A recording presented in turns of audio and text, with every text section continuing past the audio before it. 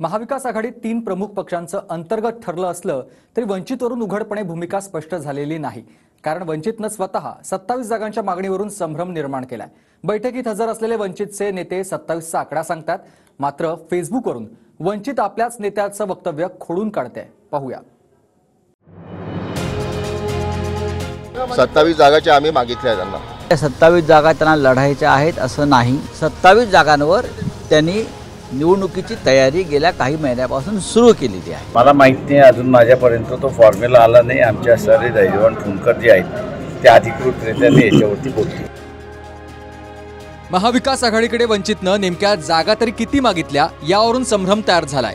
महाविकास आघाडीच्या बुधवारच्या बैठकीत वंचितचे उपाध्यक्ष धैर्यवान पुणकर उपस्थित होते। त्यांनी जरांगेंसाठी महाविकास आघाडीचे संयुक्त उमेदवार म्हणून जालन्याच्या जागेसह 27 जागांची मागणी केली। मात्र काही वेळातच वंचितनं फेसबुकवरून सांगितलं की आमची 27 जागांची मागणीच केलेली नाही। म्हणजेच वंचितचे उपाध्यक्ष धैर्यवान पुणकर यांचं वक्तव्य या फेसबुक पोस्टद्वारे खोडून काढलंय। आणि आता स्वतः प्रकाश आंबेडकर म्हणतात की मला जागांसंदर्भातलं काहीही माहिती नाही, धैर्यवान पुणकरांनाच विचारा। तुम्ही जे म्हणताय 27 जागा त्यांना लढायच्या आहेत असं नाही। 27 जागांवर त्यांनी निवडणुकीची तयारी गेल्या काही महिन्यापासून सुरू केलेली आहे। प्रत्येक पक्ष करतो। आता आम्ही 48 जागांवर केली होती, काँग्रेस 48 जागांवर तयारी सुरू करते। तसा प्रत्येक पक्षाने आघाडीला प्रत्येक मतदारसंघामध्ये तयारी करता येते।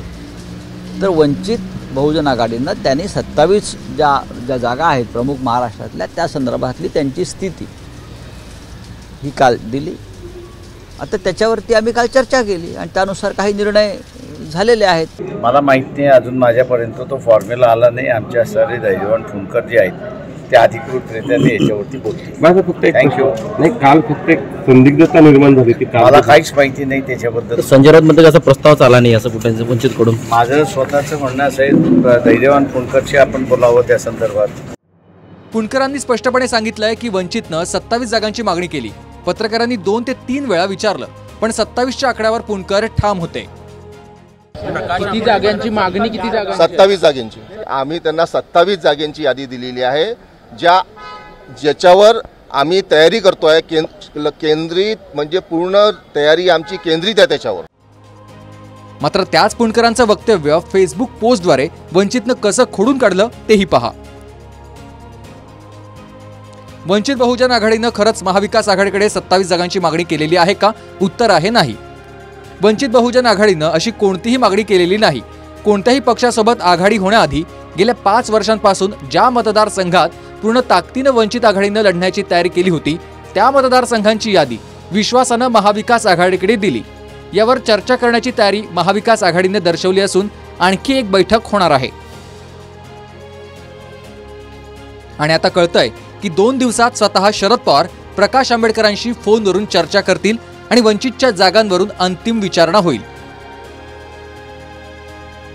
27 जागांवर माध्यमांनी प्रकाश आंबेडकरांना विचारल्यावर ते बोलले नाहीत, पण जरांगेंच्या उमेदवारीवर ते बोलले। आरक्षणाचा प्रश्न संसदेत असल्यानं जरांगेंसाठी महाविकास आघाडीकडे संयुक्त उमेदवारी मागितल्याचं आंबेडकर म्हणाले। तर राऊतांनी मात्र असा कोणताही प्रस्तावच नसल्याचं म्हणत मागणीच फेटाळली। आम्ही मागेही म्हणालो की जरांगे पाटलांची उमेदवारी दिली पाहिजे, त्याच्यात एक आंदोलन लढतात आहे, गरीब मराठ्यांचं आंदोलन लढतात आहे। त्या गरीब मराठ्यांचा प्रश्न हा पार्लमेंटचा प्रश्न आहे आणि त्यांनी पार्लमेंटमध्ये आलं पाहिजे ह्या हेतूने पक्षामध्ये चर्चा होऊन ती मागणी मागण्यात आलेली आहे। हमारे पास कोई प्रस्ताव नहीं। हमारे यहाँ सिर्फ सीट शेयरिंग की चर्चा होती है, कौन कौन सी सीट पर लड़ेगा, कितने सीट पर लड़ेगा, कोई उम्मीदवार किसी का मन में होगा, उनकी व्यक्तिगत बात होती है। महाविकास आघाड़ी में इस प्रकार का कोई प्रस्ताव नहीं आया है। त्यांची भावना समाजाच्या प्रती पहिल्यापासून बरोबर आहे आणि प्रकाश आंबेडकर साहेबांचा शब्द डावलणं थोडं जड जातं, म्हणजे एक माणुसकी म्हणून मला। परंतु मी एक आदरपूर्वक त्यांना माझं म्हणणं आहे, सध्या तरी आमचा ज्वलंत मराठा आरक्षणाचा मुद्दा आहे। त्यामुळं आपला सगळा फोकस गोरगरीब मराठ्यांच्या पोरांना पिढ्यांचं त्यांचं कल्याण होण्यासाठी आरक्षण मिळावं यावरती सगळा फोकस आहे। कारण राजकारण हा त्यांचा आदर ठेवून सांगतोय प्रकाश आंबेडकर साहेबांचा की सध्या तरी नाही, परंतु आदर ठेवून सांगतो माझा राजकीय मार्ग नाही आहे। राजकीय भूमिका घेणार नाही हे जरांगे जरी म्हणत असले तरी आंबेडकरांचा शब्द डावलणं जड जात आहे असंही जरांगे सूचकपणे म्हणालेत. त्यामुळे वंचितच्या जागांबरोबरच जरांगेंच्या लढण्यावर देखील सस्पेन्स आहे. Bureau report, TV9 Marathi, Mumbai.